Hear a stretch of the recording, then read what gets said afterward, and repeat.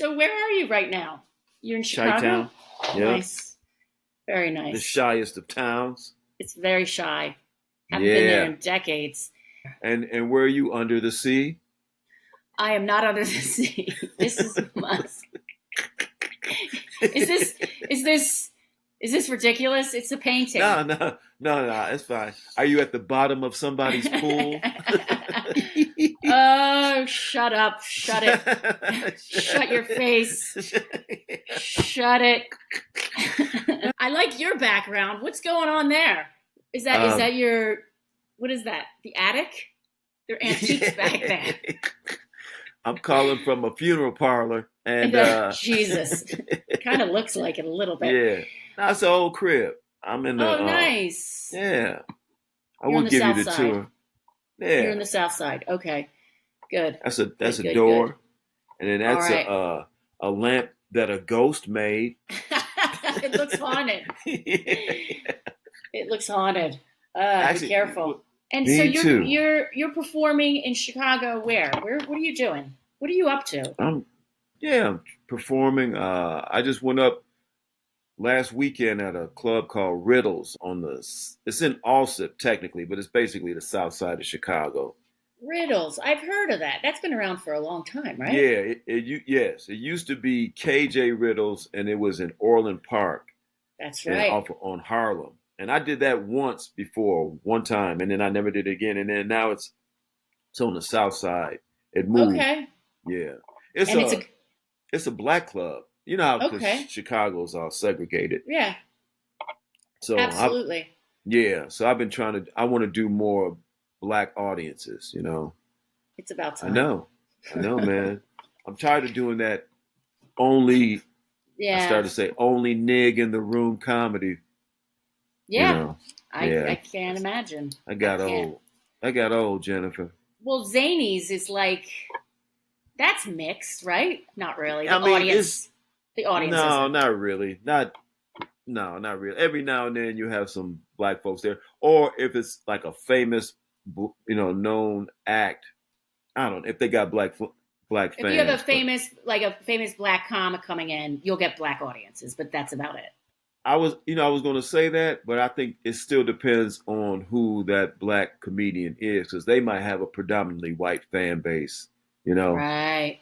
Yeah, I it got just depends. But certainly some acts have large black fan bases, and if they do zanies, then black folks will be coming to zanies. But generally, no. And I'm not famous enough. No, hold on, check that. I'm not famous at all. So I just draw who I can draw, which I appreciate the white folks that that like whoever likes me. But Yeah. I'm at the point I just felt ridiculous not going up in front of black people.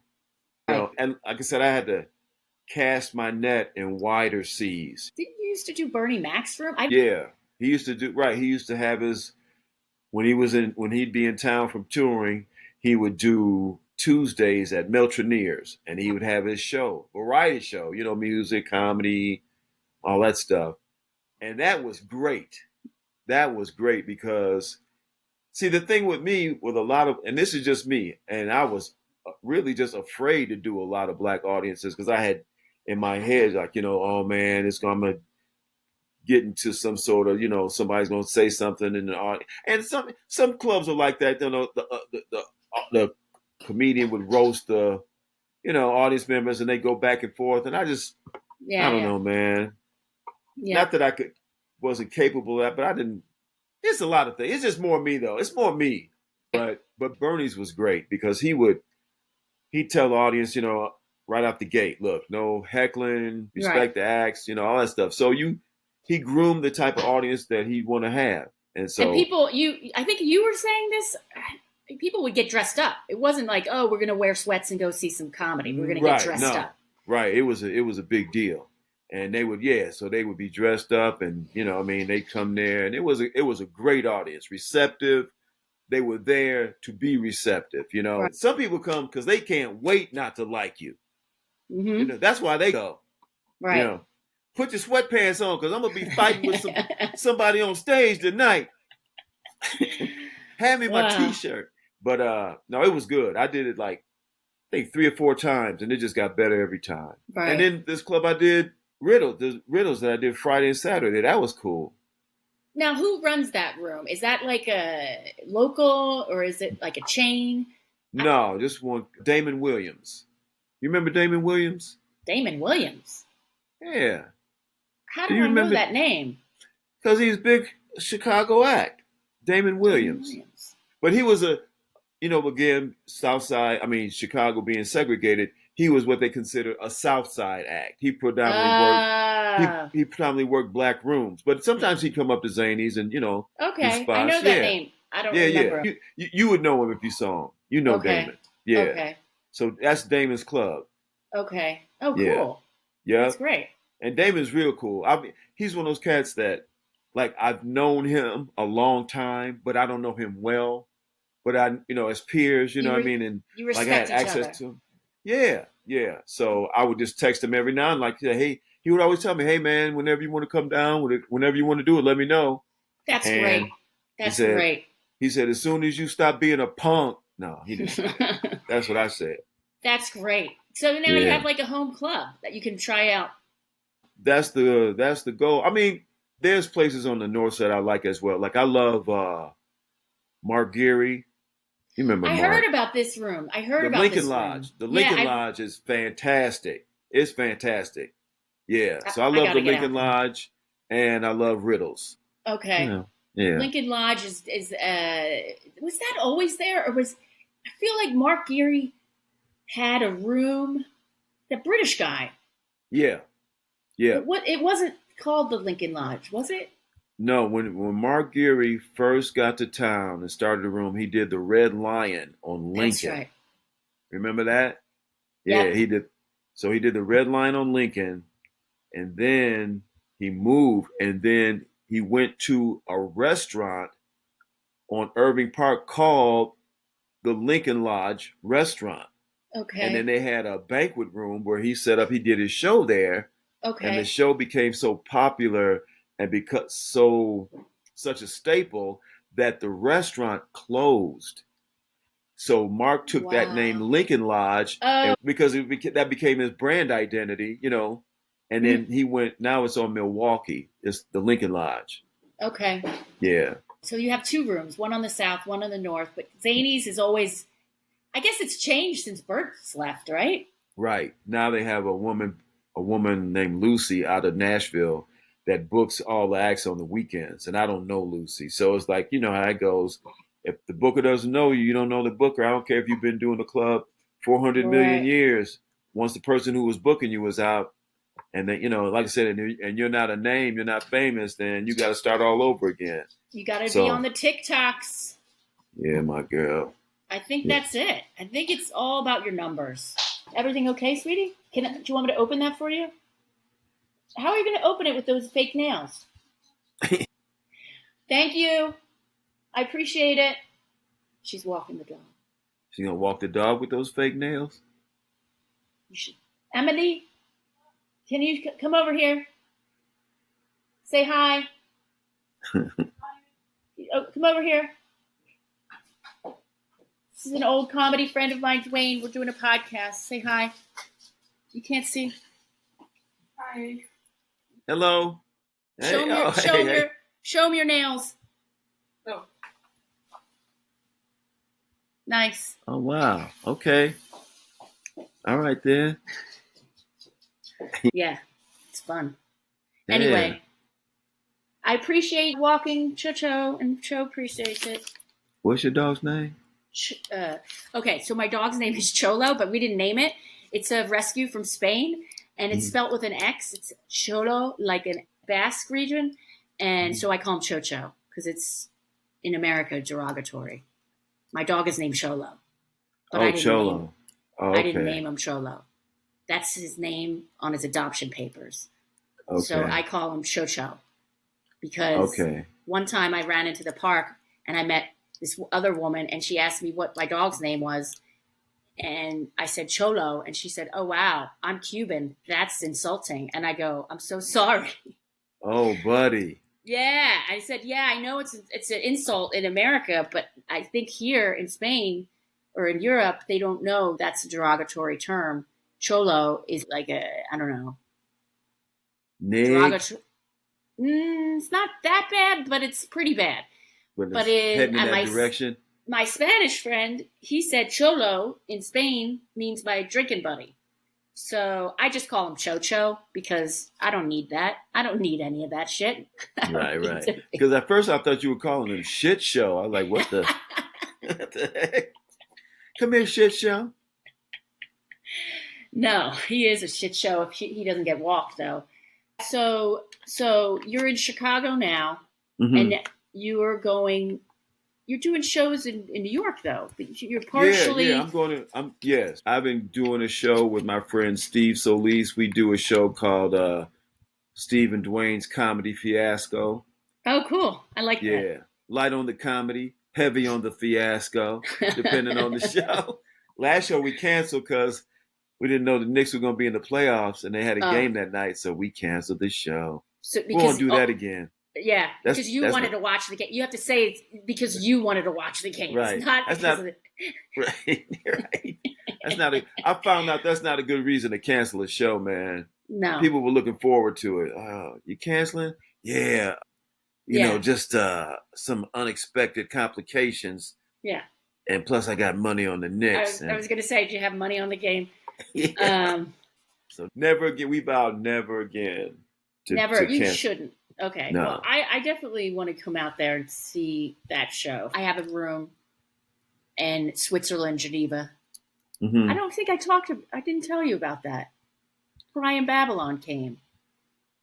Yeah, because he asked me to put a word in with you for him. Yep. On his behalf. Yeah. How was it? He was good. He was very good. I think he's also does a lot of rooms in Europe all over. So he was great. But Switzerland's a weird place. I mean, if I do come over there. Oh, you're definitely coming over here. Yeah, but I'm saying I'm already preparing my asides for when the jokes don't go over. I'm going to say like, what is this, Antwerp? That's a weird place, Antwerp. I did comedy at Antwerp. That was tight. They're tight here. They don't give a lot. It's like I'm like a missionary. Do you know? What do they laugh at? Because you know what? Just like here, when you do some clubs like in New York, and then there's a club here that I haven't done, but I've heard it's a downtown club. It's called the Comedy Bar. They said a lot of foreigners come to that place, so it's hard to get laughs because, again, foreigners. I'm thinking, I don't know how it could be any better over there for me. Oh, I see. I mean, not that I've gone up. I haven't even gone up at the Comedy Bar here, but people tell me they have a hard time because it's foreigners and because English is their third or second or third language, right? Yeah, right. As it is most Americans. Right. They don't have two other languages. It's their only language. It's the only language they suck at. Oh God. No, I could do jokes about that. I could do jokes putting down Americans. Would they go for that? Oh yeah, for sure. Yeah. We suck. Bravo. Yeah, but you'll see. You'll be fine. You'll be great. It doesn't. Yeah, you will. I have anxiety about that, man. I remember. Shoot, I didn't even like doing other clubs within the city. I would worry about doing the second show at a club I was already performing at. Like, man, second show is going to be, let alone. And then you read the audience and you're like, second drunk. show Friday, second show's, yeah. But even here, when I was doing some guest sets at this club at Riddles, but they liked me and they wanted me to stay for the second show. And I was like, man, drunk folks, I don't care what color they are. I was like, I just say that. I just, oh man, I'd love to, but woo. I gotta go. Yeah. It's funny. It's weird because you did really well and you don't want to jinx it. You're not going to be like, all right, the second part, and the booker's still there who loves you. Yeah, I want to end on a high note. Yeah, for sure. Yeah. But I'm curious about that because for me, and the way my mind works and the way I operate, and I couldn't do that over there. I always think it would be better if I went someplace and just got an assessment of what the room was like before I even did it. I don't know. I would try it, Jennifer. You know what? I'll tell you what. What? The weird thing is, you never know what you're going to get because they're all international. So sometimes it's like a whole group of people who work in the same office. So then it becomes like a private gig. And then I just roast the head of the guy who's the gal who's in charge of the head boss. Oh yeah. So then I just roast him in front of all their kids. They love it, and he's like, "Look at me, look, I'm being roasted. And I'm a other good people, guy." they love that because it's like you're saying stuff that we wish we could say to that mother.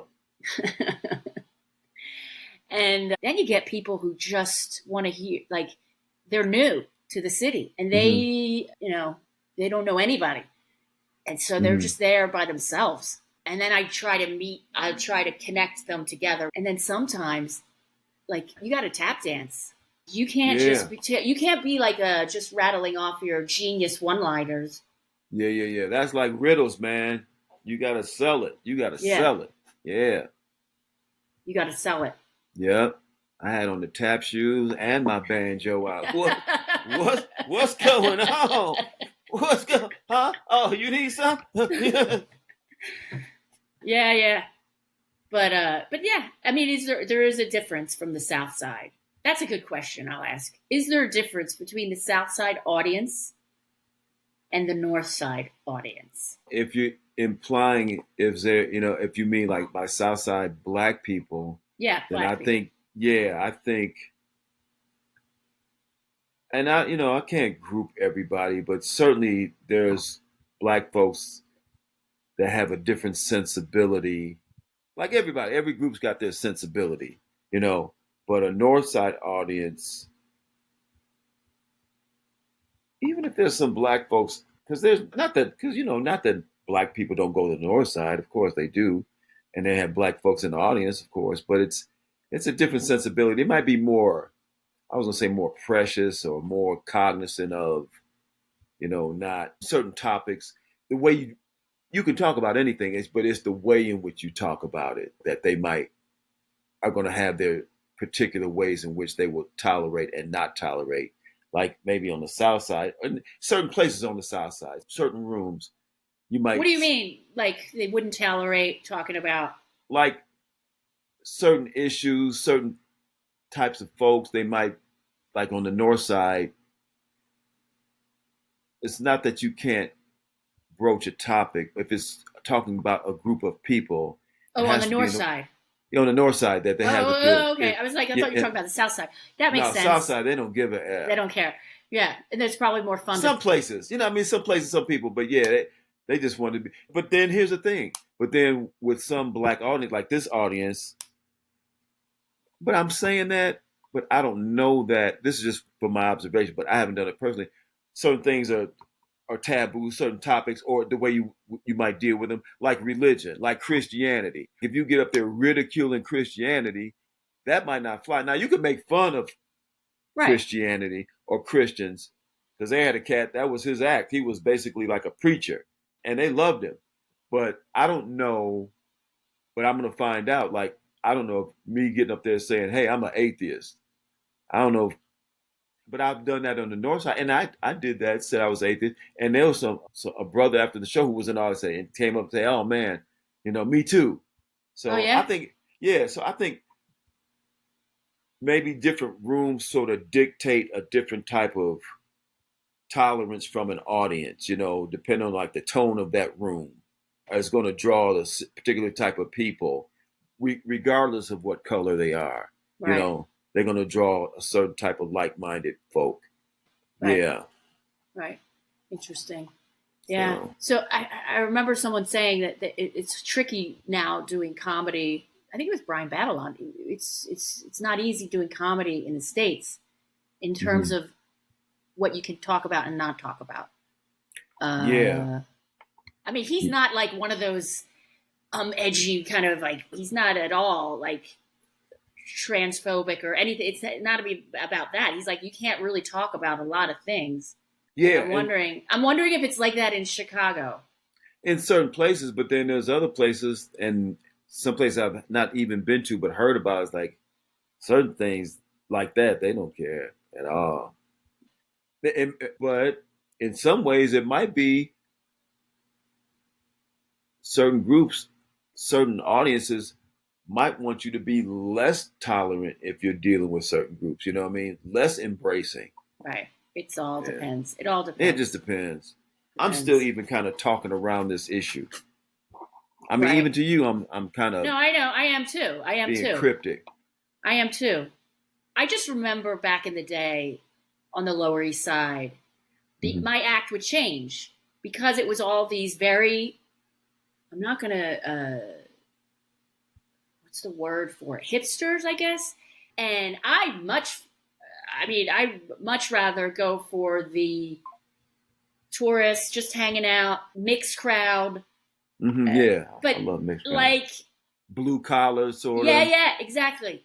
But I was scared to do Luna because I couldn't just be myself and just be dumb and stupid. Like I had to be cautious of what I would. Not that I would ever say anything. I mean, I'm not that kind of a comic, but I still, in the back of my head, like I used to do a joke about Whitney Houston, who I adore. She was like my idol, and I got heat for that. I was like, "How did that happen? How did that happen?" But not a lot of heat. But what was the joke? It wasn't even a joke. It was talking about Whitney Houston with doing crack, and I know it sounds awful, but I was doing it in a positive way of like, Whitney, we love you. Get out of there. Stop the cameras. Let's stop. Positive. So you were doing like a up with crack joke. Up with crack. Yeah, totally positive. And they didn't like it. They didn't like that. And I was like, maybe I shouldn't do that. And so I stopped doing it. Well, it was probably just a bad joke. Till she died, then you brought it back. Oh, they killed her. You know they killed her. Clive Davis killed her. Come on. You think so? 100%. 100%. And what would be the end game for him to have the ownership of her catalog? Yeah. Yep. Oh wow. Yeah. He killed her. He had that party at Beverly Hills Hotel. It was the night of the Grammys, right? That's right. And he found out she died up in her hotel room, and he was like, "You know what? Yeah, let's continue." Yeah. Wow. Yeah, I did hear about that, man. Yeah. Clive Davis. Yeah. Yikes. And you know, one of her best friends, she's like, "I know Whitney. I've been on the road with Whitney.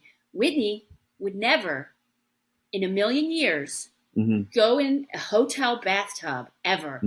And that resonated with me because I'm the same. I don't like bathtubs. I don't even like my own bathtub. It's disgusting. You're in your own filth. Oh, okay. If somebody's that, they don't change. I'm not going to be like, I just all of a sudden need a bath. No, they killed her. Right. They killed her. Wow. They killed her. Well, I didn't know that, man. I believe it in my heart of hearts. Yeah. And this exact year after, her daughter, same thing. Drowned in the bathtub. So you think he killed her too? I think. Or is being with Bobby Brown just enough to kill everybody? Poor Bobby. Yeah. I don't know. I think. Man. You know what's crazy? Everything. It's all nuts because you know who went in that hotel room that night, who gave her the supposed drugs, was Ray J. Ray J. What? Ray J. Gave Whitney Houston the drugs that killed her? Well, wait a minute. Haven't you heard this? No. He was in her room. This is this is. I haven't heard it. I don't know. I'm just saying I haven't heard it. Anyway, Ray J was the one who went, gave her the drugs, and I don't know. Okay. So when you say Clive Davis killed her, so you're saying he was behind, like he instructed Ray J to deliver drugs to her? Or I don't know about the Ray J part. All I know is I think it's kind of suspicious. Wait a minute. You done put Ray J in the story and then just snatched him out the story. You know who else was there? Who? The Have ghost you ever of heard Aretha. Right? Have you ever heard of an actor named who used to play football named Merlin Olsen? What? Anyway, no, he wasn't there. I don't know what I was. I swear to God, he was there. He was there. But I'm not gonna go there. I'm gonna say that 100% Clive Davis is irresponsible. Mm-hmm. But how would that happen though? How would that be arranged? How would that be carried out? Like, what do you mean he murdered her? How giving her a lethal dose of drugs and she drowns in a bathtub? Okay, this is what I'm at. Yeah, right. Okay. So just give her the drugs, give her a little bit, but it's got whatever powerful dosage in it. But I'm saying, so Clive Davis asked someone at his behest, look, give her, okay, so give her what? You find something that's lethal, or I have something that's lethal that I will give to you to give to her. You know what I mean? How does that work? I know a guy you have to go see who wants to give something to Whitney. Oh, He arranges it. His hands are clean. He's not going to tell anybody anything. He's going to tell somebody to tell somebody to tell somebody, and it happens. Right, but it's going to happen. Yeah. He's not going to have his fingerprints on anything except for music catalog. Right. I mean, I know music, man, of all the aspects of show business is like the most diabolical. The most diabolical people. Like they say that Diddy had Biggie murdered because Biggie was about to leave him and he wanted control of his catalog. 100%. Yeah. 100%. I believe that. You know who else they said was a piece of shit was, and he had this, for a while, this reputation of being like a good guy, like a fatherly guy, looking out for his artists, is Ahmet Erdogan. You ever heard that cat from Atlantic Records? No. Ahmet Erdogan. Never. Yeah. He's Turkish. Yeah. He's Turkish. I heard he was a piece of crap too. Oh, no. I don't know this guy. Well, you know what? I heard that the Clive Davis, who was his he groomed P. Diddy, basically taught him how to do it. Oh, that's right. He brought him under his wing. Yeah. And they said P. Diddy was tuning him up too. Yeah. Right. That's right. Yeah. He learned his tricks from the elder. Yeah. Murder tricks. Yeah. Diabolical. Oh, wait a minute now. Hold on. Yeah. Okay, bring Ray J back. Maybe Ray J did have something to do with something. I think he did. I'm not making it up. I swear to God, he was in the room. And the craziest thing is, it all comes back to the Kardashians. In what way? Because I know Ray J was with Kim. Think about Ray J and Kim. Right. She was whored out by her mom, who made her to do the. She was there to film it the second time. Her mother? Yes, it's her mother. Her mother is a pimp. Man. She's a child sex trafficker, is what she is. She is the one who said, "You know what? I don't like the first tape. Can you make I don't like." This is on record. Make a second tape, but use better lighting. So they made a second tape. She looked at the tape and she said, "You know what? I like the first one better." Wow. Yeah. Man. And Ray J, she was like, Kim. I don't know how we got here. I'm so sorry. That's all right. I'm just waiting for you to. I'm just waiting for you to get a knock at your door and say, "Hold on, Dwayne, I got to go get this." And it's like Ray J at the door. Well, you want to talk about something else? No, nothing. I'm in Switzerland now. I'll run over to the border. Here's the thing, Ray J.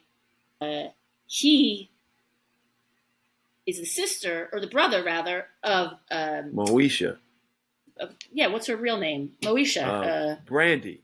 Brandy, right. So Brandy hired Kim as her like personal assistant, stylist, or whatever. And Kim and Chloe stole like over hundreds of thousands of dollars from them. Wait, what? You don't know this? No, these people I don't know most are things. Garbage. Garbage. They're garbage. They stole money from Brandy? Brandy, yeah. Kim Kardashian and Khloe Kardashian stole money from Brandy. Like, how did they do? Like, physically stole? Like, embezzled it? Or what did they do? They had her credit card. And so Brandy, she's on a big show. She's working hard. Right. And Brandy's like, hey, whatever, pick out whatever outfits. You're my stylist or whatever, my assistant. So that's what they did. And they charged up and they bought themselves whatever they bought. They bought a lot. And then Brandy took them to court and they had to pay her. Oh, yeah, these people are so gross. I mean, wow. How do people worship these motherfuckers? I can't even wrap my brain around it. Yeah, maybe because they didn't have all that information, and maybe that's why they worshiping, and then maybe that's why once this podcast is over, they're going to take the posters of the Kardashians off the wall. But because people don't know everything, Jennifer, you get new information, and then you remove some posters and. Yeah, well, the thing is, my daughter loves Kendall and the other one. What's her name? Oh, there's a Kendall and the other one. Anyway, the lips. Candy. No, not Candy. No, she has big lips. Anyway, she loves them, and I kept saying, they're really a horrible family, and she was so offended. So I had to stop talking about it. I didn't really know anything about it until I fell down the rabbit hole of just YouTube. Really, I got my PhD from YouTube. Yeah. And I found out all the dirty secrets, and they're all true. They're facts. Like they went to court. Brandy sued them, and Ray J was trying to sue, but he had to sign some agreement with her mom, Kim Kardashian's mom, like a non-disclosure about the sex tape when it was released. So he couldn't. I think he's making money off of it still to this day. Anyway. He was the brother of Brandy, who was dating Kim, who had a posed sex tape that Kim's mother orchestrated so she could make her daughter famous. And but, now, sorry, go ahead. Right. Well, no. I guess mission accomplished in that regard. But I was going to say, I wonder why. I mean, it worked, but because at the time, sex tapes weren't all that common, right? No, Paris Hilton had one. Paris Hilton had. So her mom's mind's like, she did it, and it helped her, so my daughter can do it, it can help her. Simple as that. Right. Well, and she was right. It worked. It worked. And to the degree that it worked, I mean, it worked phenomenally in that regard. Crazy. Insane. But I guess in her mind, it's just like, whatever I can do to get her something, any kind of notoriety. Right. Okay. Yeah. My brain is like, when I look at that, and those are people that are idolized by young girls, I'm just like, what is going on? I feel like they're working, like, I know you said you're an atheist or whatever. With evil like that, I think that, like, they're working behind the scenes. It's almost as if it's like some sort of psychological warfare. Like they're a plant to bring down Western civilization, to to idolize these awful people who are they dehumanize an entire gender and like make it all about their transaction. And that's and not to mention appropriation of Black culture, which is a whole other fucking thing. Yeah. It's nuts. It's on a level of insanity. So when I have a teenage daughter who I fell through the rabbit hole of, and then I would get more angry, but I had to hide it from her because I didn't want her to know how upset I was, because when you're a teenager, you're like, that's the thing that she doesn't like, so I want to do more of it because it's it's a trigger. But I don't know. But I'm just making that up. She's a great kid. And are you ready for it? Now I find out that the Kardashians, swear to fucking God, own a church. They own a church. A church? Yeah. Guess, a church is tax exempt. Right. Okay. So, guess who Mrs. Kardashian boyfriend is. Who's her boyfriend? A cat named Corey somebody. That guy? Hold on. Corey, I can't remember his last name. I think he was. I mean, does she have another boyfriend? All right. Who is Corey Gamble? You know who Corey Gamble is? No. Okay. Corey Gamble is Kris Kardashian's longtime partner. What did he do before he met Kris?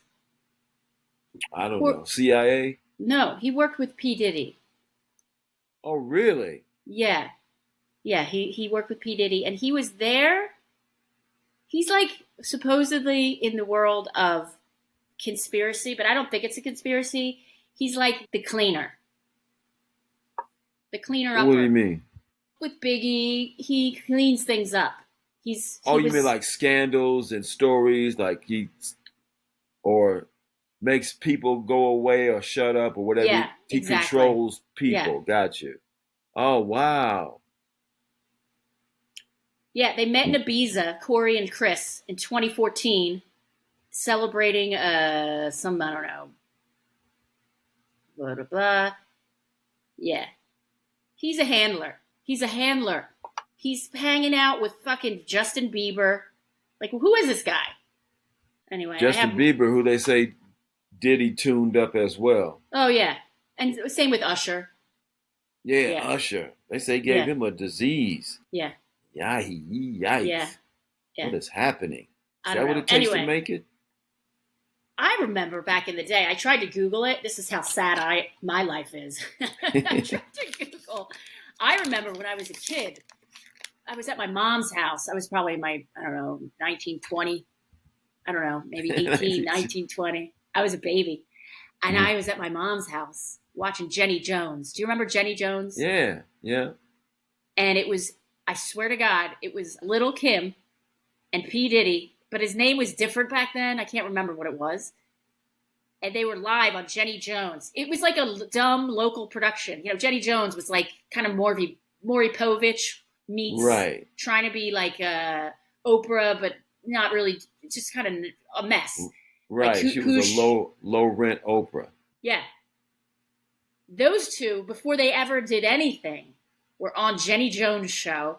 And the crowd, I was like, what is going on? What is this? Like, I've never seen anything like it in my life.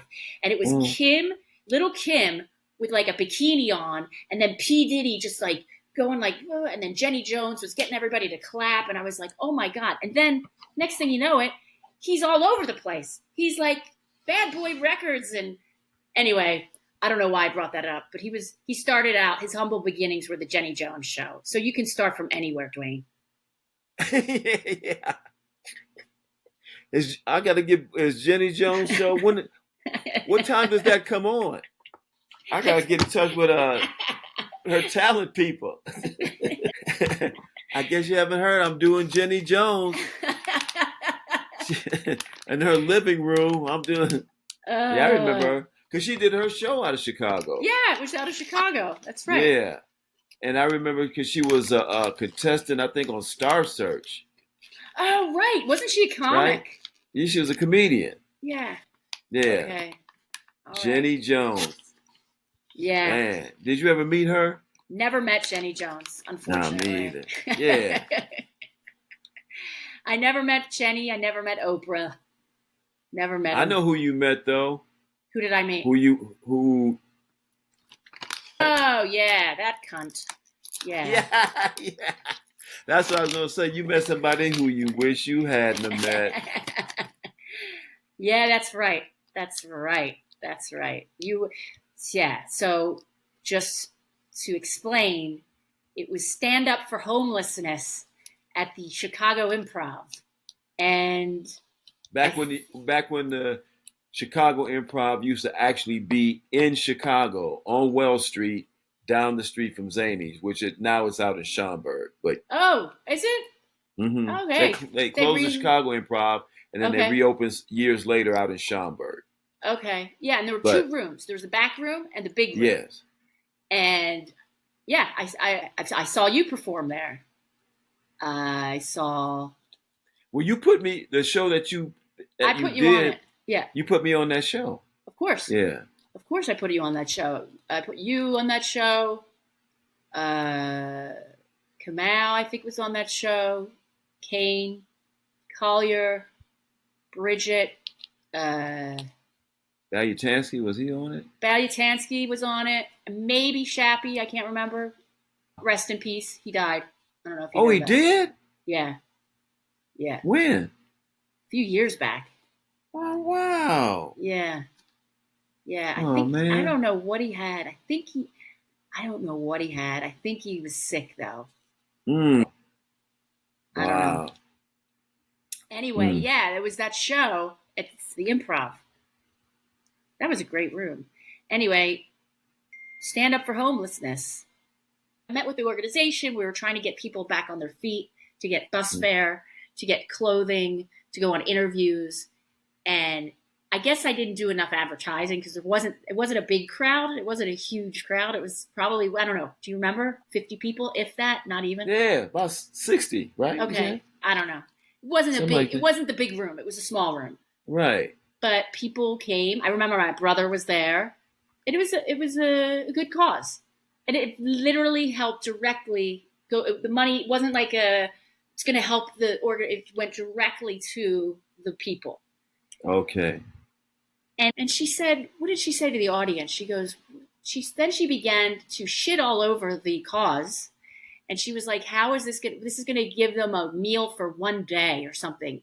And she began to roast the actual, like, the event, basically, saying, like, why even bother?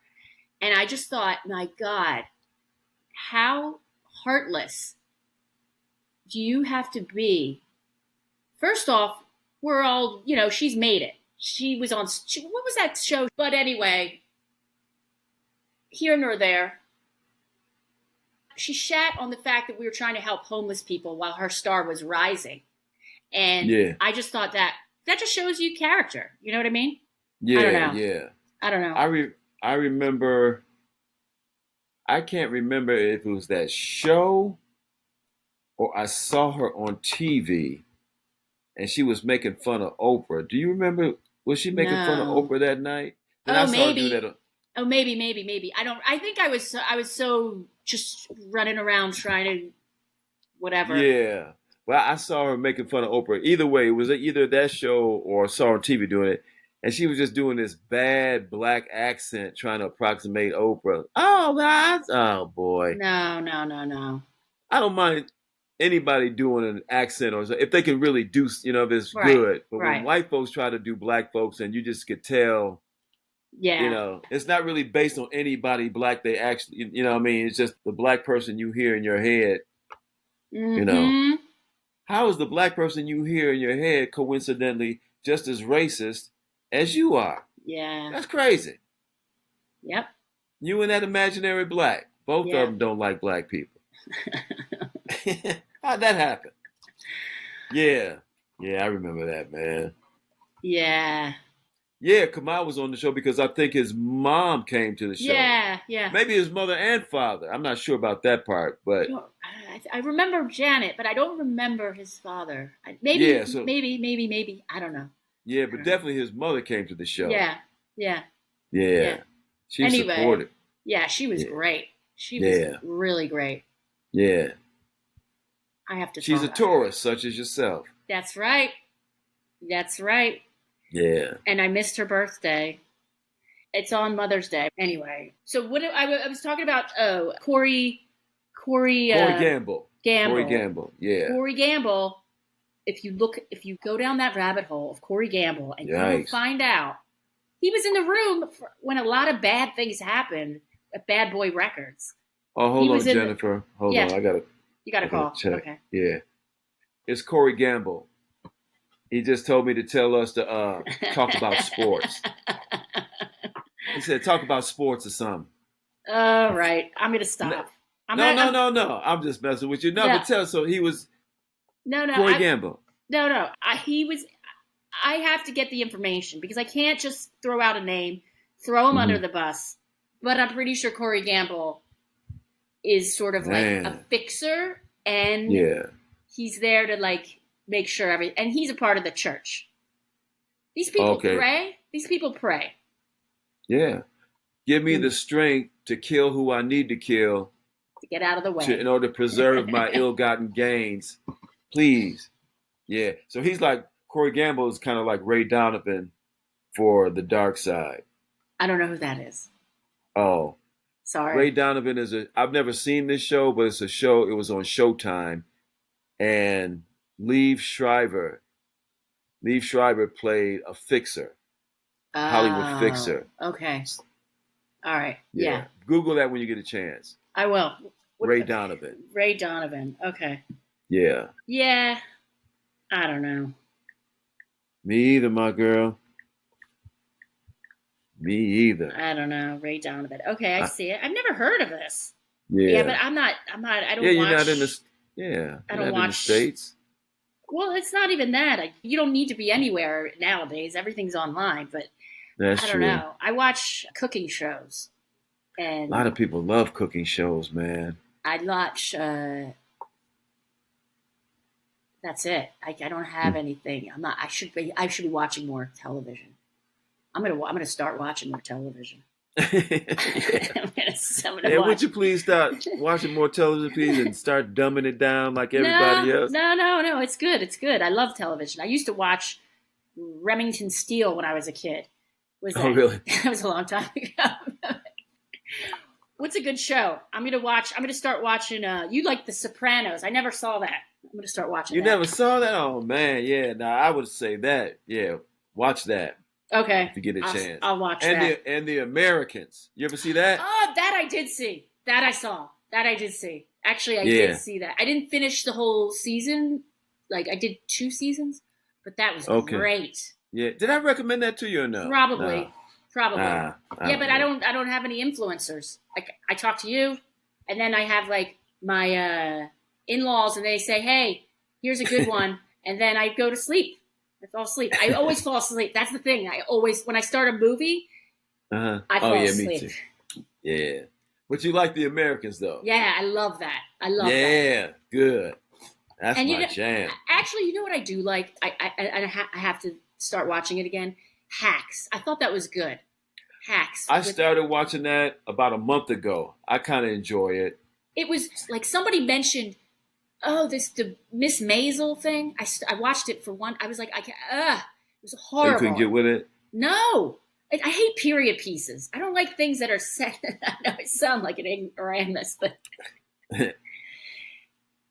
you have to suspend belief that you're in New York in the 1940s or 50s or whatever it was. And I was like, no, I don't want to do any of that. No, I hate shows that maybe once have take place from like 1951 to 1954. I don't like those type of shows. 1949, okay. 1956, all right. No, but even Mad Men, I couldn't do it. I was like, yeah, you're all an old time. I was like, no, you're not. You're all actors. But Hacks I like because I keep thinking this is all Joan Rivers. Oh, yeah, huh? Yeah. I sort of like shows. I've found myself, I've liked shows about TV shows and movies about stand-up. So I like Miss Maisel, but I see what you're saying. The first few episodes of Hacks, I like, even though same thing. You know what I liked? I liked Crashing. Did you ever watch that? I haven't seen that yet. That's been Pete on Holmes. for a while. Yeah, I never saw it. It was on and off. It's been off for years, but it was on like 3 seasons. But it was. I'd be interested to hear what you have to say. I could see you not liking it, and I couldn't even argue with the reasons you might not like it. Okay. But it's kind of obvious fantasy, but I like it. I started watching. I never finished it though. Was that show that was sort of based on the Comedy Store? Remember that one? I started that a long time ago. That was on. It was like. Was it called something at the store? No. What was it called? Didn't Jim Carrey produce it? Yeah. I'm dying up here. That's it. I started watching it, and it was pretty accurate, I thought. I wasn't in this store in the 80s. I think it took place in the 80s, right? Something like that, yeah. But I remember that one scene where it was dark. I remember that. I like that one scene where, because people, that's like a real thing. Like his whole act was that he was Mexican, and the guy introduces him and he goes, "Yeah, want to welcome this guy. He's a Mexican, and he's going to talk about how he's Mexican for whatever." And it just, he bombed. And he has his whole setup, because I don't think he looks Mexican, or I don't know, something like that. And it just, and I was like, oh wow, man, that guy's an asshole. Whoever introduced him is a jerk. But yeah, that's happened to me before in real life and as a comic. I don't know if anyone's ever done that to you. What? Ruined a punchline before they even brought you up. Oh wow! Oh. Like what's it? They ruined a punchline of yours? What do you mean? Or said the thing that I was gonna say as a part of my act, as an introduction. Oh really? Yeah. What was it? And who was it? It was a comic who probably doesn't do stand-up anymore, but in Chicago or New York or LA? No. It was in Switzerland. Negative Whoa. shit. Yeah. And I was like, so I got off stage and I kept going. As soon as I stopped, thank you very much. Was it his show? I mean, did he book this show? Yeah, he booked the show. Yeah. And I was but anyway, and I was like, oh, people are jerks. It's never ending. You can't believe it. Wow. And we started out in Chicago. Well, you started in LA, but I started. It wasn't like that. No, I started in Chicago. Oh, that's right. You started in Chicago, right? Yeah. People were. It's a hard gig, so people were pretty supportive. You know what I mean? Yeah. Like people would never do that ever. Like I never had I'm sure there were some assholes here and there when you did a road gig or whatever, and someone tells you, "Please be clean because I'm a, or please don't talk about this because I do this." Right. Sometimes you get that insecure comic who's afraid to headline or whatever. Yeah. Usually that's where it comes from, but no nastiness, which is wow. Yeah. Man, now I do want to come over there just to find that cat. Say, let me holler at you, Bob. Yeah, no, it's interesting. I think it's also a generational thing as well. And I'm overgeneralizing, by the way. But this is what my experience has been. It's almost as if there's a race to see who can outdo the other, but there's no inclusivity. There's no camaraderie. There's no actual like support or any infrastructure where it's like, yeah, we're gonna help each other out and do that. It's none of that. Which as my man demonstrated. Yeah. He was actively sabotaging you for all to see. It happens quite a bit, and it's crazy. See, that's when they need to come over here and meet with some good old American style violence. Get you a nice American style ass whoop and shape you right up. It's weird, man. It's weird. I'm sure it's just this wave. I'm sure it'll change. I hope it'll change. Man, yeah. That was out the box. Yeah, no, it's weird. It's weird. I mean, that Geary guy, I'm sure he's super supportive and Mark Geary, he definitely is. Mark Geary is. Well, I mean, he's here. He's not gonna pull those European antics over here. Let me talk to you, Mark, about the way you introduced me. No, he would never do. He's very supportive. Yeah. Yeah. So no, I know it's interesting. I don't know. I mean, like that scene from that movie, or what was it? I really sidetracked there. I'm sorry. From that Jim Carrey show, I'm Dying Up Here. Yeah. How it probably was that cutthroat because that was the era where Johnny Carson, someone stopped in, and you're your career catapulted when one evening at the store, right? Like that's how Jim Carrey got discovered because he did the Tonight Show. Right. Back when the Tonight Show mattered. Yeah. Yeah. In that regard, yeah, man. So I'm sure it was that cutthroat in terms of. Oh yeah, in L.A., absolutely cutthroat. Absolutely, man. Do you think now that it's not like it was in the 90s and the 80s, like everybody gets their sitcom and whatever, has it changed at all, or it just? What's changed people getting access to notoriety, of course, is the internet. Right. So now it's like you almost have to build your internet following. You almost have to be famous before you can even get booked at a club. Exactly. You know? That's it. Like, You said it. You said it. That's exactly what it is. Yeah. So you go to book some club and they want to know, well, what is your social media? How many Instagram followers do you have? How many, what are TikTok and all that crap? Right. But and then I put, wait a minute, I pull out I got 5 Instagram followers and I'm pretty sure one of them is coming to this show. I know. I got to get better on that too. I don't even think, I don't even, are you on Instagram?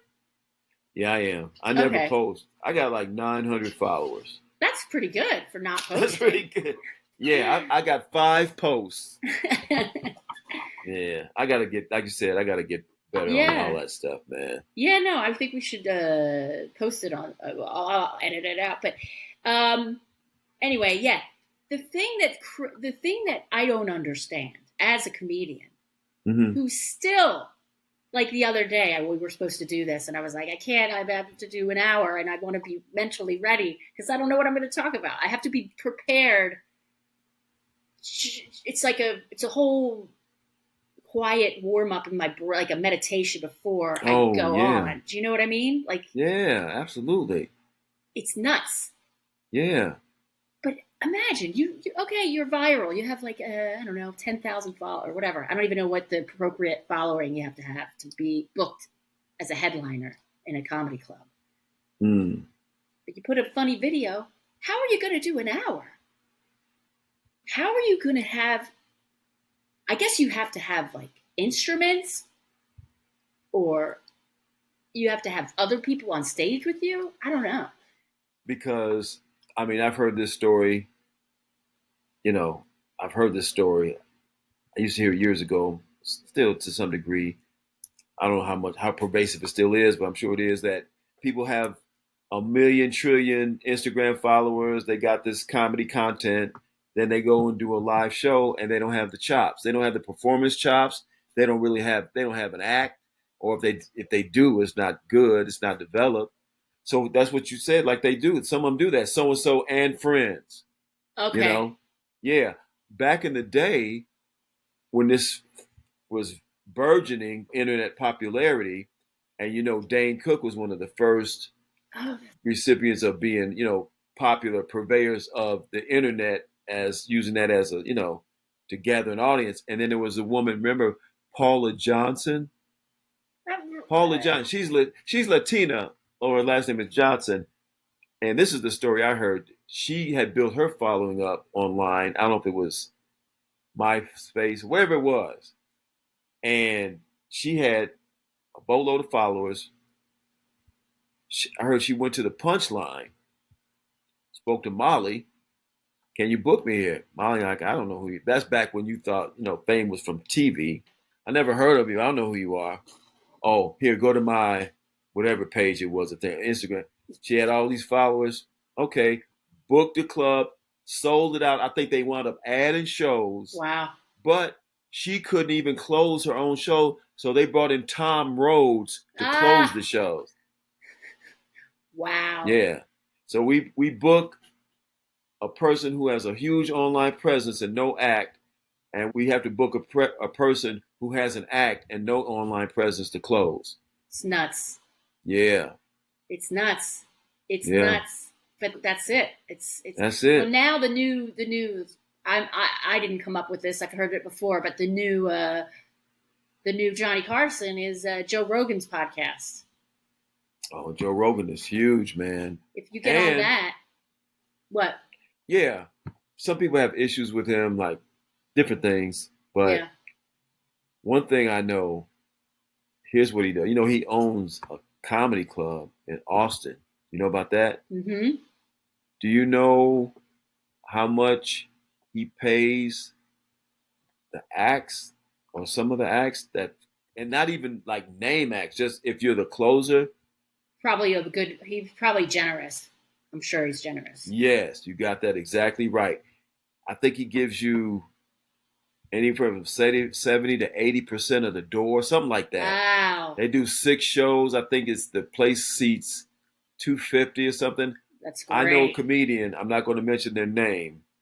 I did that when I first did. I was mentioning his name all over the place. But I know a comedian that did 4 shows there. 4 shows. Now, this person he's not famous, but he's funny. Okay. He did 4 shows. He made $25,000. Wow, that's Yeah, awesome. Good, good, yeah, good. yeah. So Joe Rogan looks out for the comedians. Yeah, I mean, like I said, and these are people who aren't even famous. They just working comedians getting that kind of money. Yeah, no, but he's fair. But Yeah, he knows what an act is. Like he had to go through the ranks. He had to do the yeah, whole fucking road and shitty gigs, and yeah, most people who get into the show business are fucking crazy egomaniacs. right, right. So, you're dealing with mental illness on top of. I'm sure they don't like to be egomaniacs. I'm sure it's not fun to be an egomaniac, thinking Hmm. about yourself Well, all I the. don't know. He wrote a book called "It's Fun to Be an Egomaniac." So I don't know. I don't know, Jennifer. You know what I mean? Maybe he's redeemed himself, but pretty good book though. I don't know. Page 19 is funny. I just see Oh, me of eating course. it, No, man. but you played Scotland. You did. Scotland was funny. Scotland was good, but see, Scotland they speak English of a sort. I mean, Yeah, you can barely understand them, but yeah. and they love. Well, here's a classic thing. I'm sure everybody said this is like a hack thing, but I did it because I mean, it was really like they love for you as a foreigner to talk about how you don't understand what the F it is they're saying. They Okay. love that. So Okay. but I have a bit about an old black woman that actually worked better in Scotland Oh than it yeah. did in Austin, Texas. Wow. When did you Yeah, do about Austin? Did you do the? Austin, I did it 20, 2013. I did it with Totally Biased when we were Oh yeah, on. yeah. We did the Totally Biased tour. Okay.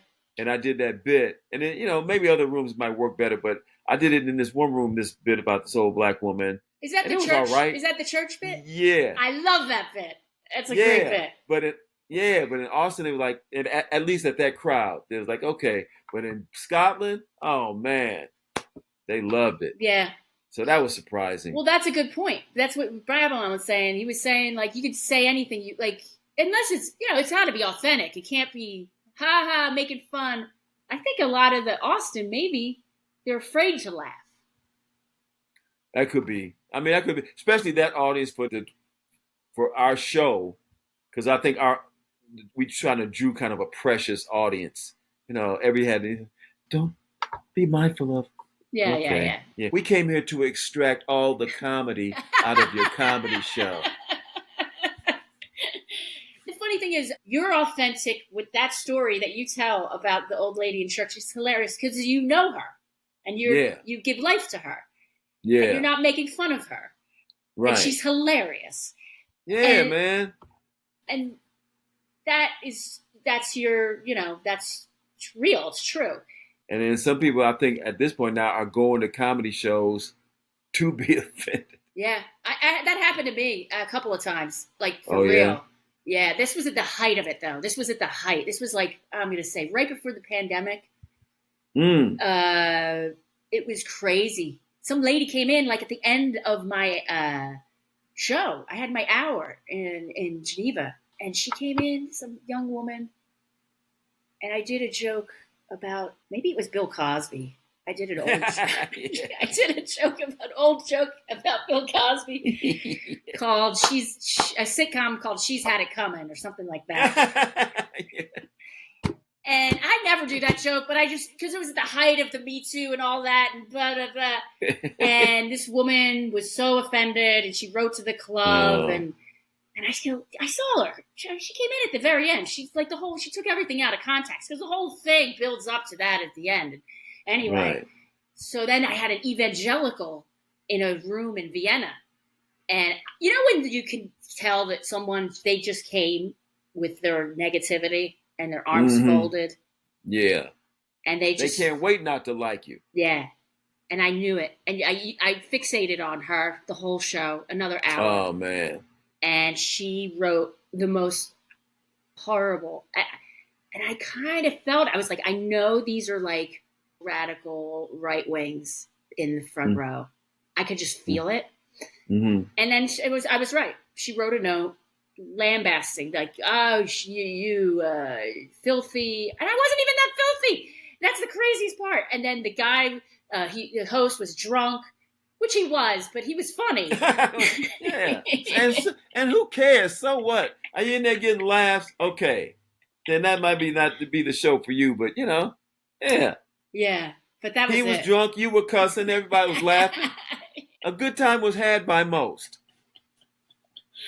Anyway. That's like this was in 18 or 19.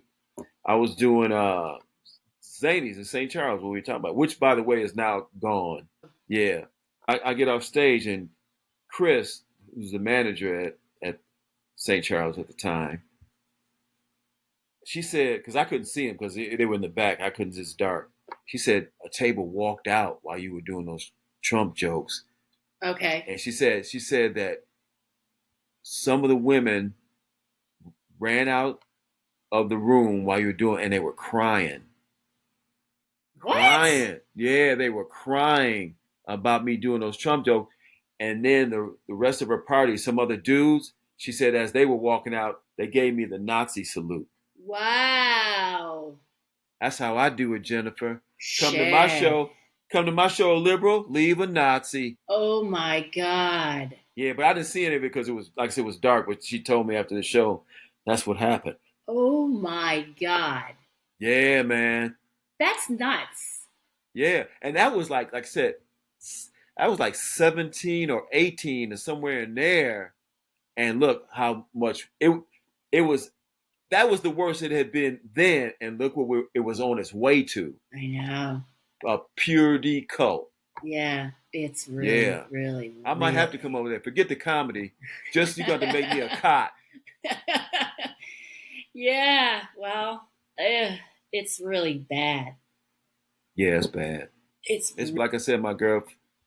I'll be over there. Either way, comedy or no comedy.